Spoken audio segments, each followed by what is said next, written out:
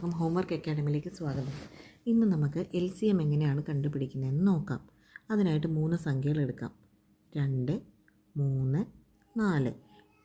ഇത് നമുക്ക് ഫാക്ടേഴ്സ് കണ്ടുപിടിച്ച് കോമൺ ഫാക്ടേഴ്സ് എടുത്ത് നോക്കാം. 2ൽ 1 പ്രാവശ്യം പോവും, 3ൽ പോകില്ല, 4ൽ 2 പ്രാവശ്യം പോവും. 2 ഒന്നും കൂടെ എടുക്കാം. 1, 3, 2ൽ 1 പ്രാവശ്യം പോവും. അടുത്ത എടുക്കേണ്ടത് 3 ആണ്. 1, 1, 1.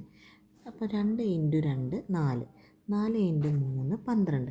അപ്പോൾ 12 ഇവിടുത്തെ നമ്മുടെ LCM. വേറൊരു രീതിയിൽ നമുക്ക് LCM കണ്ടുപിടിക്കാം. ഈ 2, 3, 4ൽ ഏറ്റവും വലിയ സംഖ്യ എടുക്കുക, അതായത് 4. 2, 3.